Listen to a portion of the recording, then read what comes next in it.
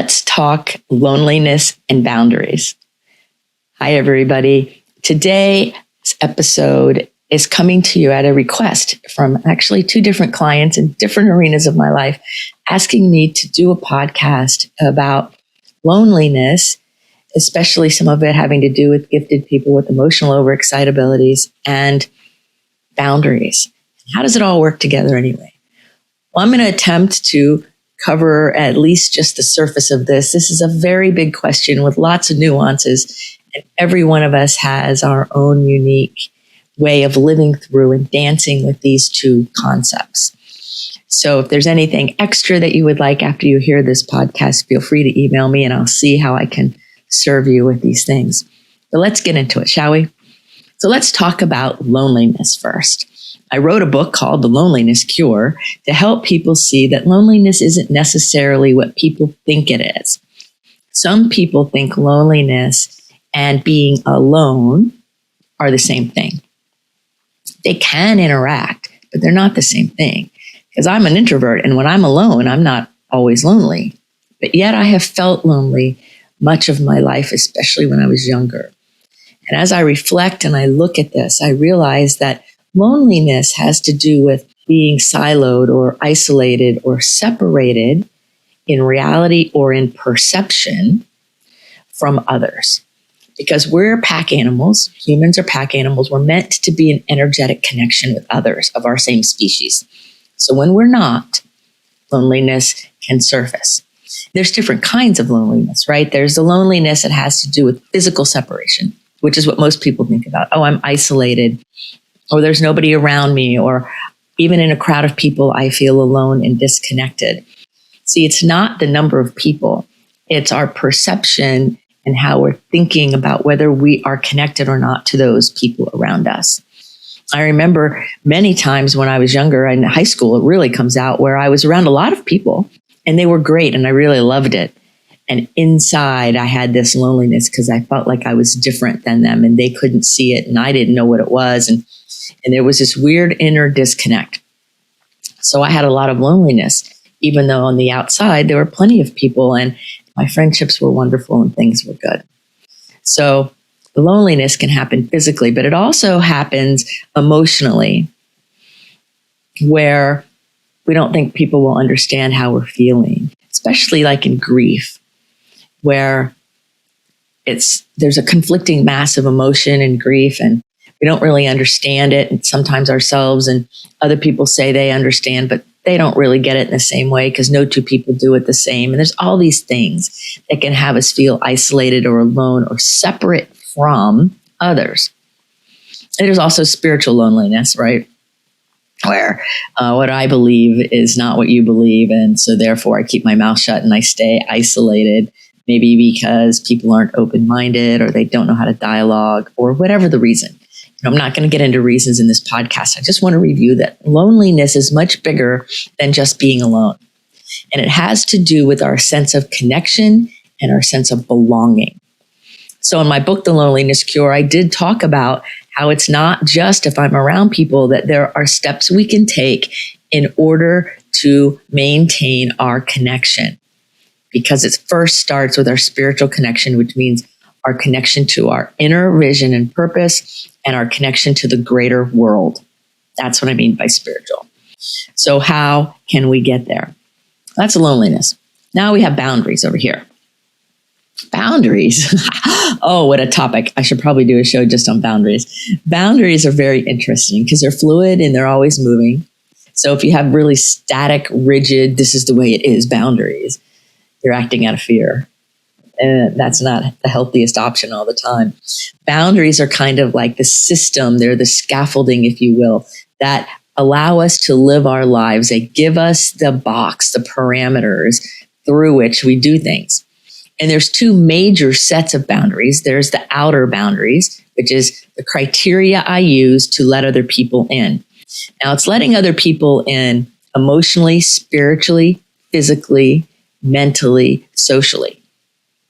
Lots of levels. Then there's the inner boundaries. These are important, and a lot of people miss this. The inner boundaries are the criteria that we use inside of ourselves to know how much of me I'm bringing to this situation, whatever it is. So we all have an inner criteria that lets us know how much of us to bring forward into any situation. And that's healthy. It's healthy to have good, resourceful boundaries that respond to our life day to day. I had a friend that, and I love her so much, she can talk like nobody else. And we were on a trip together and we got in an elevator. We had to go 4 floors.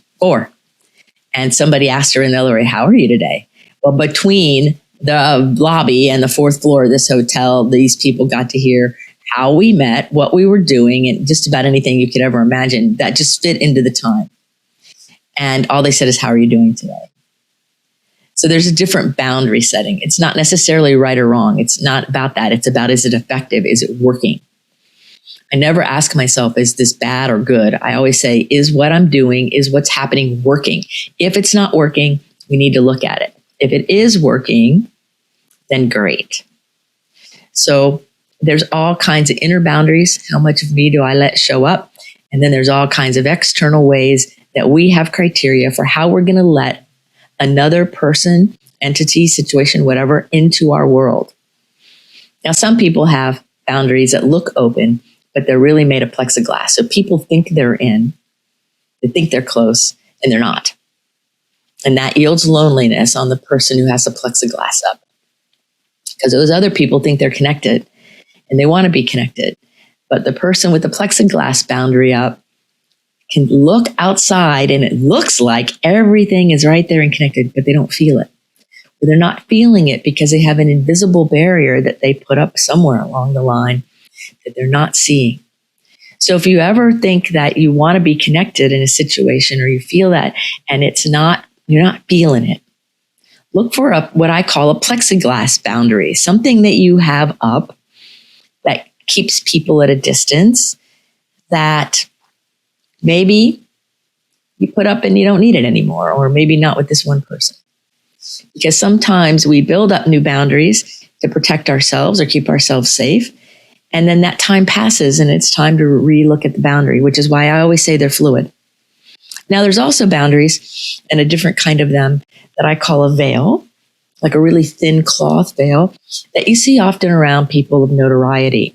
So I call it kind of like as you get velocity in your life and in your career and in your world, and you start making progress and the momentum starts, there becomes a vulnerability there.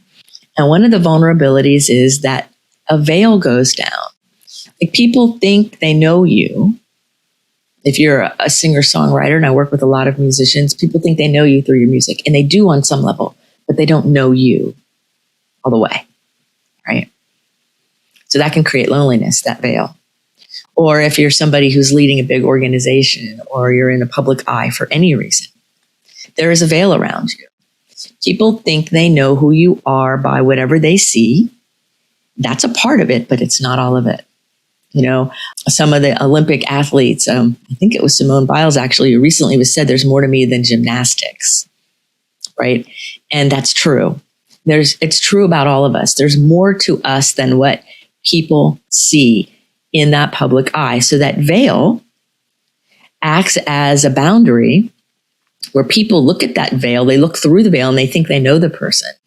And they make judgments and assessments and they think they know and they don't know.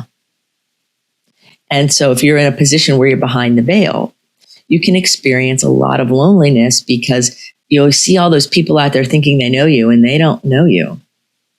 And so you're not connected. And remember, loneliness comes from that disconnection.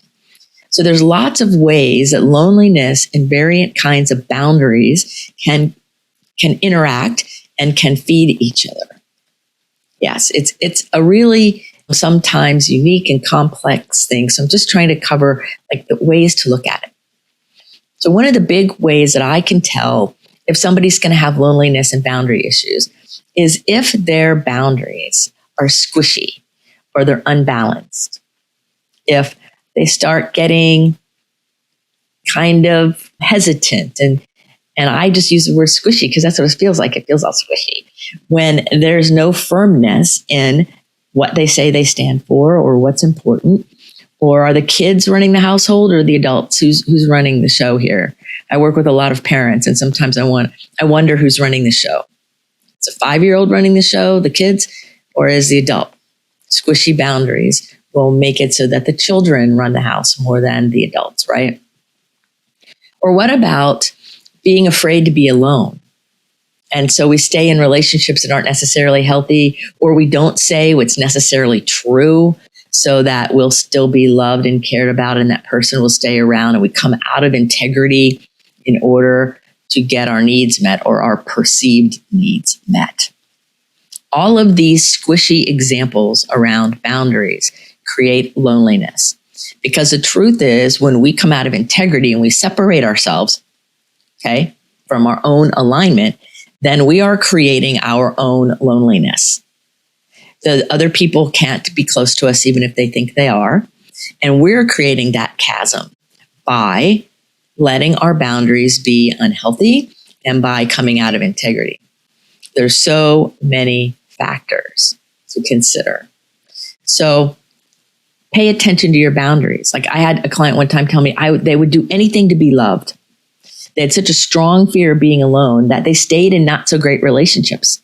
And then what happened was they kept changing their boundaries to please the other person, and the other person did not respect him anymore because they could never understand what was happening. And people with healthy, regulated boundaries that are clear are much more respected, because think about it.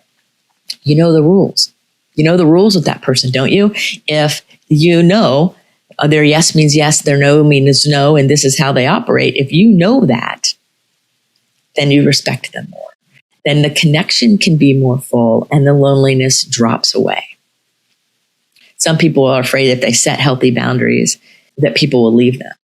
Well, maybe the people who are taking advantage of them or using them or abusing them will leave them. But the healthy people respect healthy boundaries in others. Now, it doesn't mean that you get to have squishy boundaries for decades and decades and all of a sudden get really angry and put the law down. That's not what I'm talking about. When we set boundaries out of anger or resentment or fear, we're part of the problem. We're creating loneliness by letting those energies run our show. I hope I'm making sense. We want to have, instead of these squishy, unbalanced kind of, about to fall down boundaries, we want to have resourceful, healthy boundaries where who I bring forward in a situation and what I allow into my life in any situation all is in integrity and in alignment with my authentic, real self.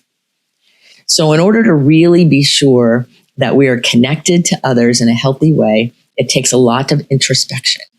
It takes a lot of awareness that we grow and evolve over time. Therefore, our boundaries will change. Our sense of connection will alter and change and be different, and it's all good. If it's not changing in your life, you're creating stagnation, which will change it for a devolving kind of state of affairs rather than an evolving state of affairs. And our goal here is to allow our boundaries and our loneliness to come together so that the loneliness itself, that perception of separation, drops away. It drops away when we're clear, when we're honest, when we're living in alignment and integrity, that our mental, emotional, spiritual, social, and physical selves all are lined up, that everybody's headed in the same direction and we're acting in that integrity. That's when the loneliness drops away, because the right people show up because they are attracted to it. And you can discern who the right people are a lot better because you are clear. Mm-hmm. So when you change your mind every 5 minutes, or you're squishy like a lot of people are, you're sending the message that disconnection is going to happen. You're sending the message that you can be used. You're sending the message that other, I call them energy vampires, that those people who'll just come and take. So if those are problems in your life, then you probably want to pay attention to it. And if you're a taker person, you want to look at that because there's a problem there. That means you're lonely and your boundaries aren't doing so well. So one of the best ways really help foster releasing even the perception of loneliness and having our boundaries be really functioning and healthy and vibrant and alive is to realize that there's great power in the energy of personal human connection. Now, with this pandemic going on and everybody being separated in lots of different ways, you can see the huge reunion starting to happen because the drive for personal human connection is in our cells. It's in our DNA. We are mammals and we are meant to be together with others of the same species energetically. That energy exchange back and forth, that energy exchange, whether it's ideas or a hug or holding hands or just sitting together or hearing each other's voices, all of those things are so important. So I encourage you not to let the trance of electronics alter the fact that human connection is vital. So if you fool yourself into thinking that everything on screens is giving you the connection you need, like some young people I'm hearing, you're missing the mark. You're going to create existential loneliness by doing that because we are required in our neurons, in our cells, in our brain, in our structure, deeper than our minds. Our structure, our innate structure requires energetic connection to others of the same species, requires it in order for health, wellness, prosperity, success, growth. It requires it. When we don't have that, we have what we call failure to thrive. The way you take care of failure to thrive is authentic connection in a way that both people can receive. That law of reciprocity, so important. Knowing what our boundaries are, so important because they go together. If I have to have my walls up because you're going to take, or you're going to yell and I don't like being yelled at or whatever, then that is a breeding ground for more loneliness. So we want to create psychological safety for each other. We want to be really clear on what our expectations are, what we desire, what's important, all of these things. And every time that you step down or you're less clear or you come out of integrity, it's not noble. It's just not noble.